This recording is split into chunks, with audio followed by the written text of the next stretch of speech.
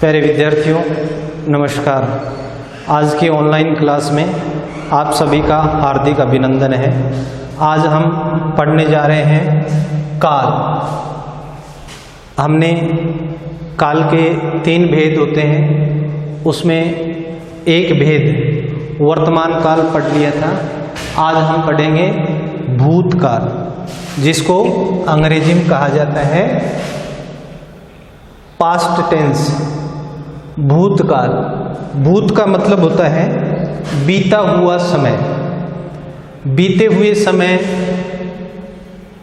का ज्ञान होता है या बीते हुए समय में क्रिया के संपन्न होने का बोध होता है ना, उसको हम भूतकाल कहते हैं।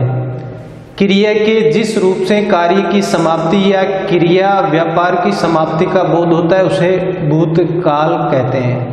यानी क्रिया का वह रूप जिससे कार्य के बीते हुए समय में संपन्न होने का बोध होता है उसे भूतकाल कहते हैं। भूतकाल के 6 भेद होते हैं। सामान्य भूतकाल, क्रिया के जिस रूप से कार्य के संपन्न होने का निश्चित समय बोध न हो। क्रिया के जिस रूप से कार्य के संपन्न होने का निश्चित समय बोध न हो वह सामान्य भूतकाल कहलाता है। जैसे राधा ने गाना गाया। राधा ने गाना गाया सामान्य भूतकाल किसे कहते हैं? क्रिया के जिस रूप से कार्य के संपन्न होने का निश्चित समय बोध न हो। ये बात ध्यान में रखनी है। कार्य के संपन्न होने का निश्चित समय बोध न हो। अब देखो, राधा ने गाना गाया, अब भूतकाल में गाया, लेकिन इसका निश्चित समय बोध नहीं हो रहा है कि अभी अभी गाया, थोड़े समय पहले गाया, या बहुत समय पहले गाया, या अभी अभी गाकर समाप्त हुई है। ये समय का निश्चित बोध नहीं हो रहा है, इसीलिए इसको हम सामान्य भूतकाल में रखेंगे। निश्चित समय बोध न हो, कार्य के संपन्न होने का निश्चित समय बोध न हो, उसको हम भूतकाल, सामान्य भूतकाल कहते हैं। आसन, आसन का मतलब होता है समीप या नजदीक। आसन भूतकाल, क्रिया के जिस रूप से यह मालूम हो कि क्रिया का व्यापार अभी अभी कुछ समय पूर्व ही समाप्त हुआ है, आसन भूतकाल कहलाएगा। आसन का मतलब होता है नजदीक, समीप। क्रिया के जिस रूप से यह मालूम हो कि क्रिया का व्यापार अभी अभी कुछ समय पूर्व ही समाप्त हुआ है, वहाँ आसन भूतकाल होता है। जैसे राधा ने भोजन कर लिया है। राधा ने भोजन कर लिया है मतलब भूतकाल की क्रिया अभी अभी समाप्त हुई है। राधा ने भोजन कर लिया है। कार्य तो भूतकाल में, लेकिन समीप भूतकाल में, बहुत पहले भूतकाल में नहीं, समीप भूतकाल में, इसीलिए इसको हम कहेंगे आसन भूतकाल। जिससे कार्य अभी अभी समाप्त हुआ है या क्रिया अभी अभी समाप्त हुई है, वो आसन भूतकाल। फिर पूर्ण भूतकाल, क्रिया के जिस रूप से यह बोध होता है कि क्रिया संपन्न हुए कुछ समय बीत चुका है, उसे पूर्ण भूतकाल कहते हैं। क्रिया के जिस रूप से ये बोध हो कि क्रिया संपन्न हुए कुछ समय बीत गए हैं। एक तो अभी अभी कार्य किया है, वह तो आसन भूतकाल। अभी अभी कार्य किया है, वहाँ आसन भूतकाल। और क्रिया समाप्त हुए कुछ समय बीत चुका है।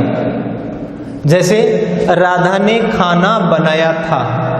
राधा ने खाना बनाया था, ये पूर्ण भूतकाल है। क्रिया के जिस रूप से ये बोध हो कि क्रिया संपन्न हुए कुछ समय बीत चुका है, उसे पूर्ण भूतकाल कहते हैं। राधा ने खाना बनाया था। फिर अपूर्ण भूतकाल। अपूर्ण का मतलब होता है अधूरा, जो अभी क्रिया समाप्त नहीं हुई। भूतकाल में भी थी क्रिया और वो समाप्त नहीं हुई है ना। क्रिया के जिस रूप से कार्य का भूतकाल में आरंभ होना पाया जाए, लेकिन इसकी समाप्ति का बोध न हो। अपूर्ण भूतकाल, अधूरा भूतकाल, क्रिया के जिस रूप से कार्य का भूतकाल में आरंभ होना पाया जाए लेकिन इसकी समाप्ति का बोध न हो उसे अपूर्ण भूतकाल कहते हैं। जैसे राम भोजन कर रहा था, यहां कर रहा था, बात तो भूतकाल की है लेकिन अभी कार्य समाप्त नहीं हुआ है, इसे हम कहेंगे अपूर्ण भूतकाल, ये अभी पूर्ण नहीं हुआ है।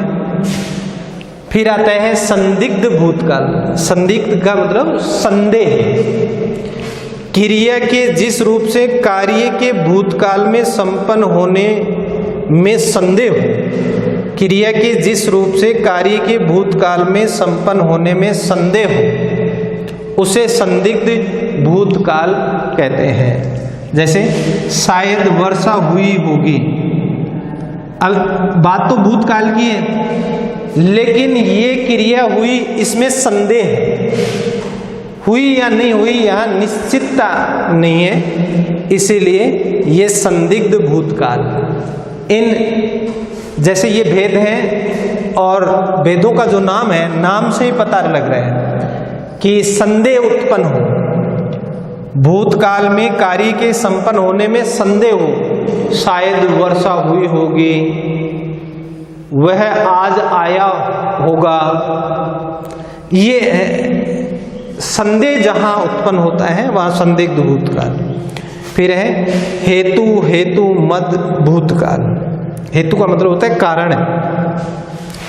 इसमें यह बोध होता है कि एक काम जो भूतकाल में होने को था, इसमें यह बोध होता है कि एक काम जो भूतकाल में होने को था वह दूसरे काम के न होने के कारण नहीं हो सका।